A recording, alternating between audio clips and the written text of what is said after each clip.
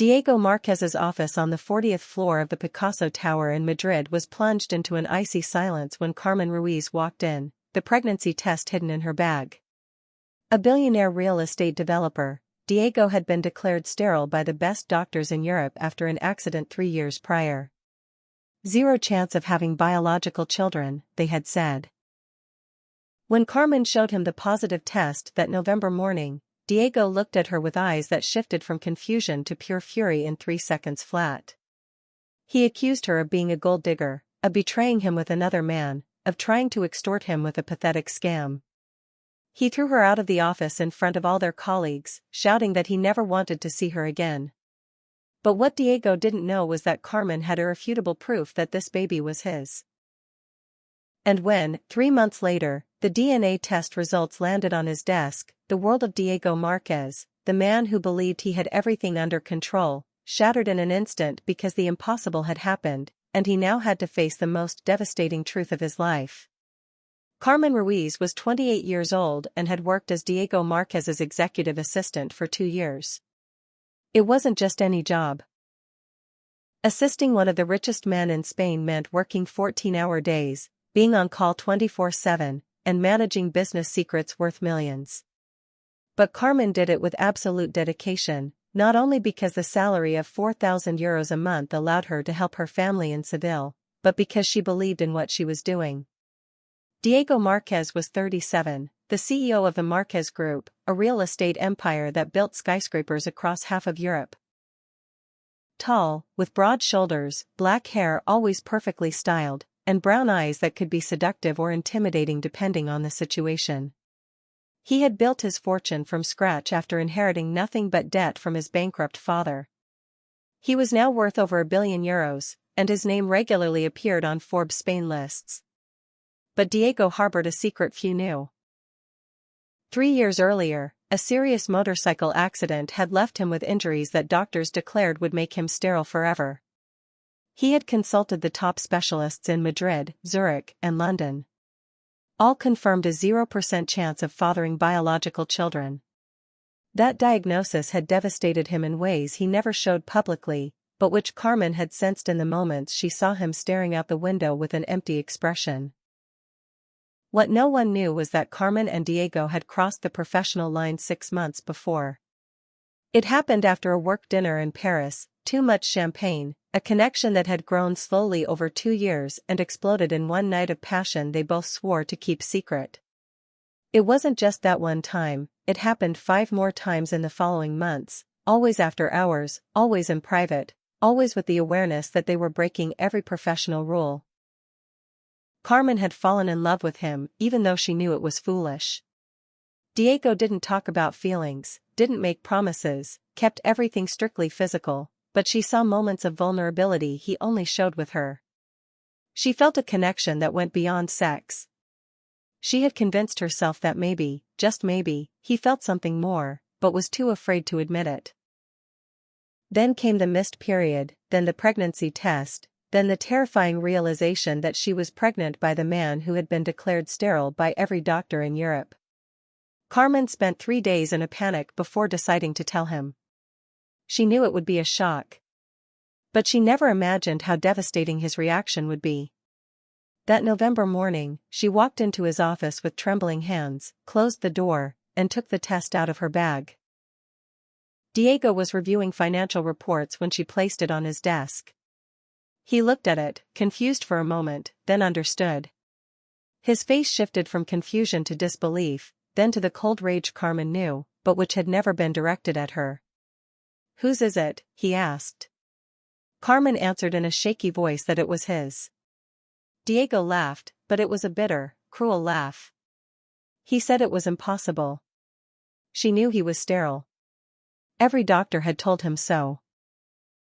So either she was lying, or she had betrayed him.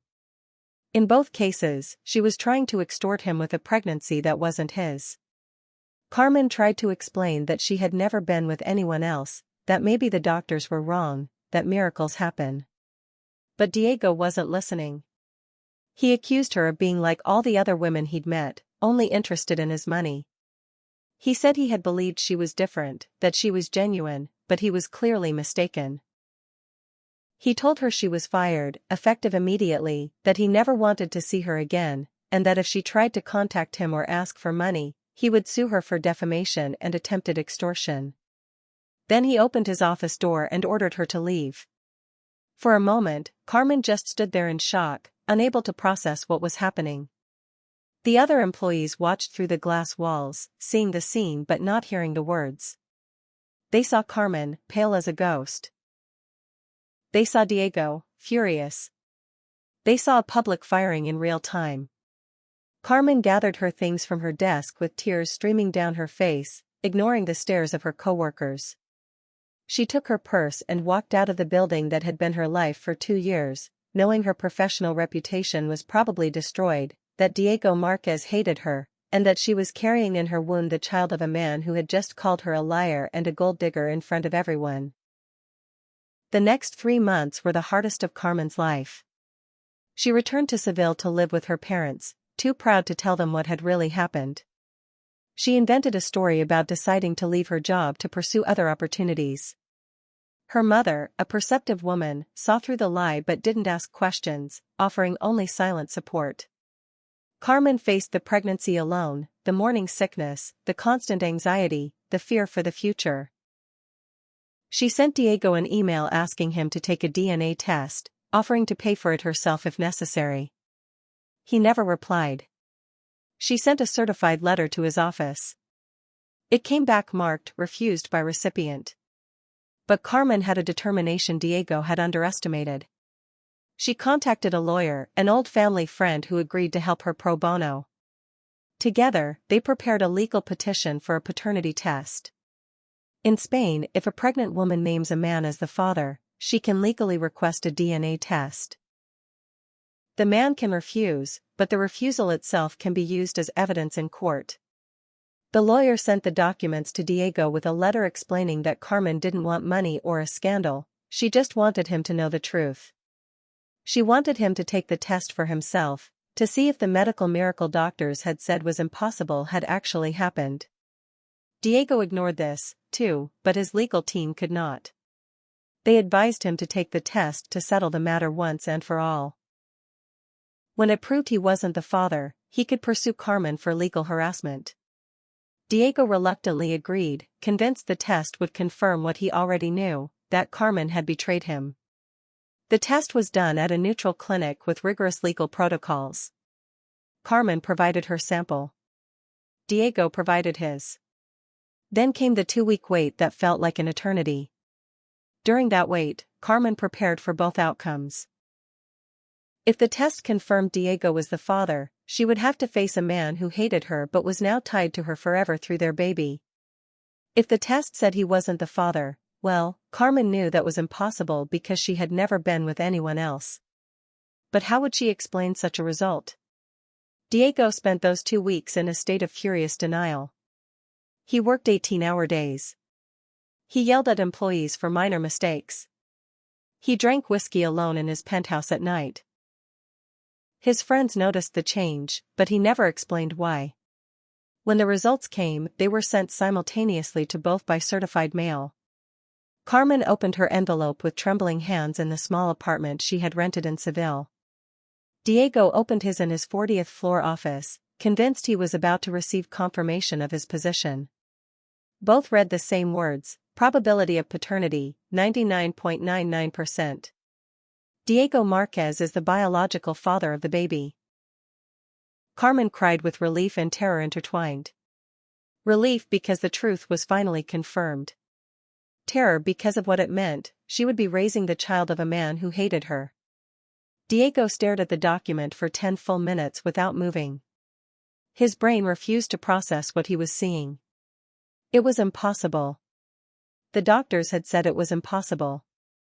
He had the medical reports, the diagnoses, the confirmations from 3 different specialists in 3 different countries. Sterile. 0 chance. Yet the DNA test didn't lie. With 99.99% accuracy, that baby was his. Biologically, undeniably his. Diego did the only thing he knew how to do when his world collapsed: he called his doctors. He demanded explanations. How was this possible? They told him medicine isn't an exact science, that infertility diagnoses are sometimes based on probabilities, that the human body can surprise you, that cases like his were rare but not impossible. Then he realized something even more devastating.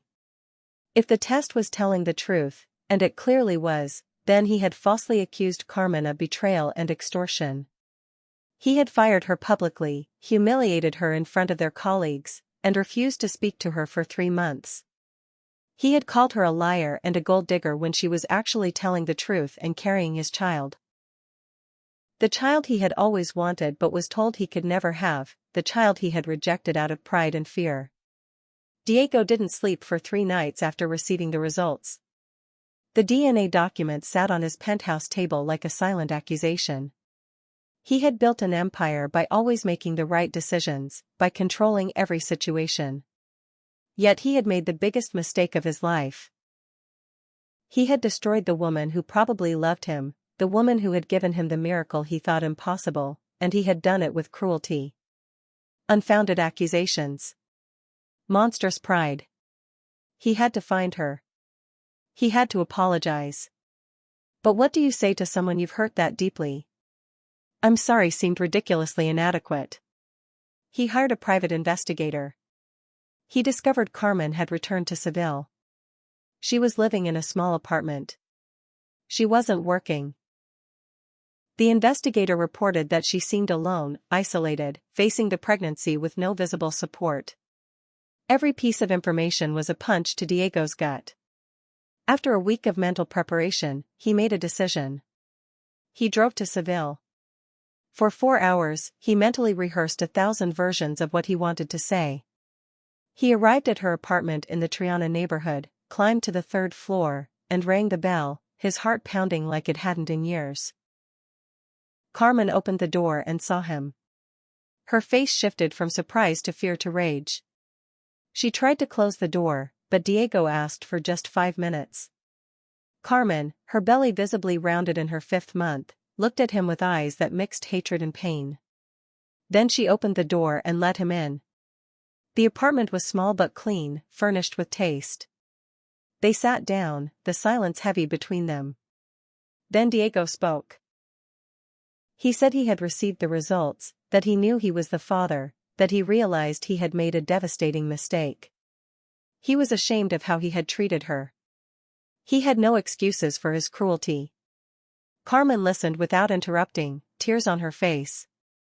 When he finished, she said something he didn't expect. The most painful part hadn't been the accusation or the firing. It had been how easily he had believed the worst of her.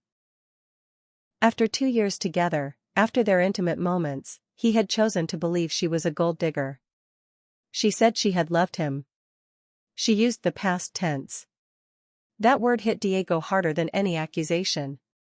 Then Carmen asked what he wanted now. Did he want to be part of the baby's life? Did he want a financial agreement and then to disappear? Diego answered with an honesty that surprised him. He wanted to be a real father, not a part-time one, not one who just sent checks. He said the baby was a miracle, literally, and he realized how precious that was. He wanted to be in the baby's life, if she would allow it, though he understood he was owed nothing. Carmen looked at him for a long time, then said she would think about it. She needed time. She wanted him to leave. If he really wanted to be a father, he would have to earn that right, not demand it. Diego nodded and stood up. Before leaving, he said one last thing.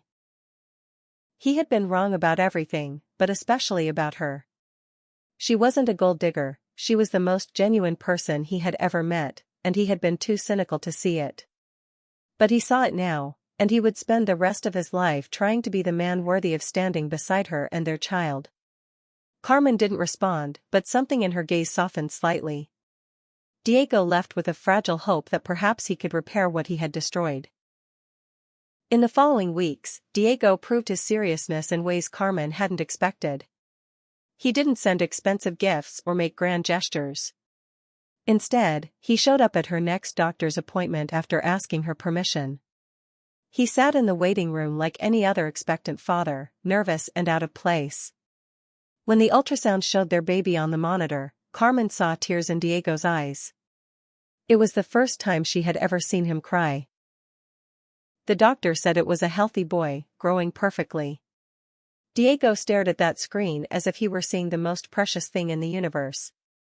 After the appointment, he asked if he could take her to lunch. Carmen cautiously agreed. They went to a simple restaurant near the hospital. Nothing luxurious, just a normal place where normal people ate.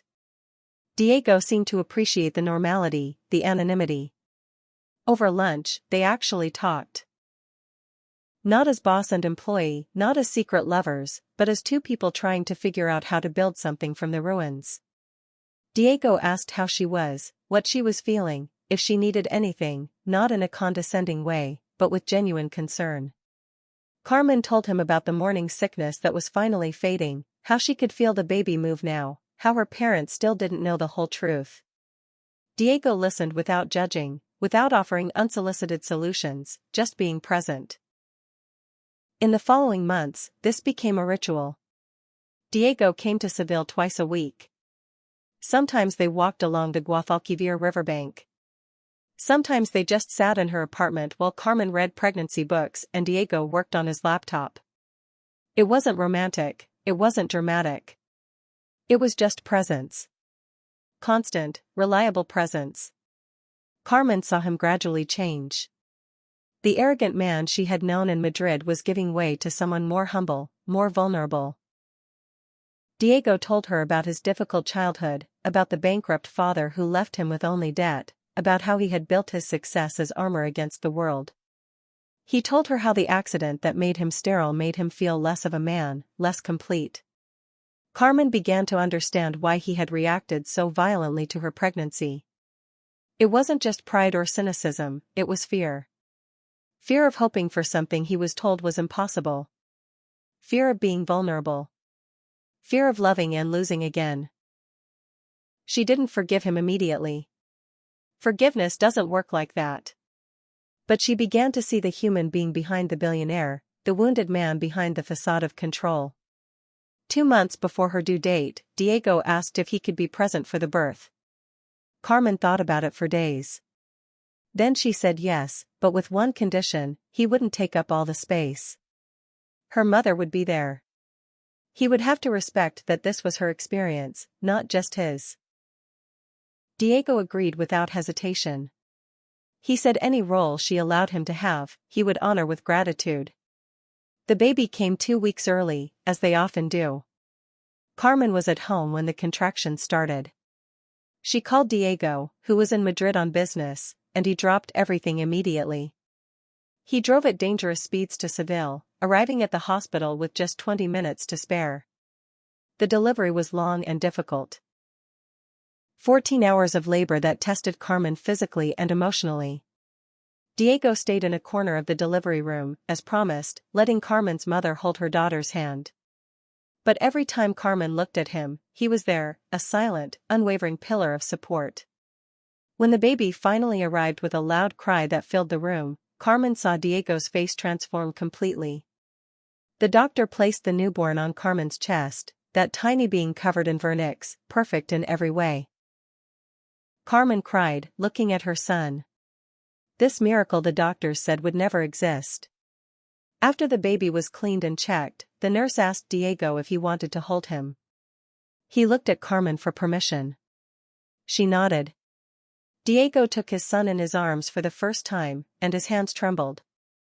He looked at that little face, those closed eyes, those tiny fingers, and something in him broke and remade itself at the same time. He whispered to the baby that he was sorry for everything, sorry for doubting, for hurting his mother, for almost missing the chance to know him. He promised he would be the best father he could be, that he would spend every day trying to be worthy of this gift. Carmen watched the scene with mixed emotions. Part of her was still wounded by what Diego had done, but part of her saw a man genuinely transformed by the experience of almost losing everything to his own arrogance. They named the baby Mateo, a name that honored both their Spanish roots but was also universal and strong. Mateo Marquez Ruiz. They decided together, acknowledging that this baby belonged to both of them. 6 months after Mateo's birth, Carmen and Diego had built something neither had foreseen. They hadn't gotten back together romantically, not yet, but they had become co-parents who functioned with respect and cooperation. Diego had bought an apartment in Seville near Carmen's so he could be present daily without invading her space. He went there every morning to help with Mateo, changing diapers, preparing bottles, singing lullabies in a terrible voice that made Carmen laugh. He had also offered her job back in Madrid, in an even better position than before, but Carmen had refused. She didn't want to return to that dynamic. If she was going to work for Diego again, it would have to be on completely different terms. Instead, she found work at a consulting firm in Seville, using the skills she had developed but in an environment without their complicated history. Diego respected that decision. He respected all her decisions now. He had learned, painfully, what it meant to presume he knew what was best for others. One Saturday evening, 6 months after Mateo's birth, Diego came to visit Carmen and the baby as he did every day. Mateo was asleep in his crib, and Carmen was preparing dinner. Diego helped, a domestic image that would have seemed impossible a year before. As they cooked, Carmen said something that surprised Diego. She said she had forgiven him. It hadn't happened all at once, she clarified. It had been a gradual process of seeing him change, seeing him commit, seeing him put Mateo and her before his pride. She said what he had done was unforgivable on paper, but people are more complex than their worst actions. Diego stopped, the knife in his hand, and looked at her. He said he didn't deserve her forgiveness but was grateful beyond words. He said that in the past months, he had learned more about life, love, and what it meant to be human than he had in all his previous 37 years. Carmen walked over to him and, for the first time since that horrible night in his Madrid office, touched him with affection. She put her hand on his cheek and said that maybe someday they could try again. Not as boss and employee, not as secret lovers, but as real partners. But only when they were both ready. Only when trust was fully rebuilt. Diego took her hand and kissed it gently. He said he would wait as long as necessary, that he would work every day to be the man she and Mateo deserved. That night, after dinner, they sat together on the couch while Mateo slept between them. They watched a soccer match on TV, Sevilla against Real Madrid, with Carmen passionately cheering for her team while Diego gently teased her. It was a scene of domestic normality neither had ever thought they'd want, but which now felt like the most precious thing in the world. It wasn't the perfect love story shown in movies. It was complicated, born from conflict, built on mistakes and forgiveness. But it was real. And for both of them, that made it more valuable than any fairy tale. 2 years after that first terrible night in his office, Diego asked Carmen to marry him. Not with a €1 million ring or an elaborate proposal. He asked her during a walk in Maria Luisa Park, with Mateo running ahead chasing pigeons. He simply said he wanted to spend the rest of his life showing her every day how lucky he was that she had given him not just a son, but a second chance to be a better man. Carmen said yes. Not because Diego was rich or powerful, but because she had seen his real transformation. She had seen a man face his worst flaws and consciously choose to change. And that, Carmen decided, was worth more than all the gold in the world. Their story became famous in Madrid circles, but not as a scandal, as an example. An example of how people can change when they're willing to look honestly at themselves. Of how forgiveness doesn't mean forgetting, but choosing to build something new from the ruins. Of how medical miracles are less rare than human miracles, the capacity to grow, to learn, to become better. Diego transformed his company, implementing policies that protected employees, especially women, from discrimination and abuse of power. He created funds for single mothers, support programs for unplanned pregnancies. He transformed his wealth from a tool of power into a tool for positive change. Carmen continued her career, eventually becoming a successful independent consultant. Mateo grew up loved by both parents, raised in an environment of respect and cooperation that taught him that mistakes don't define people, how they react to mistakes does. And every year, on the anniversary of that terrible morning in his office, Diego brings Carmen a single white rose. Not as romance, but as a reminder. A reminder of the day he almost destroyed the best thing in his life out of pride and fear. A reminder that personal growth never ends. A reminder that true love isn't what comes easily, but what you're willing to fight for, change for, and grow for.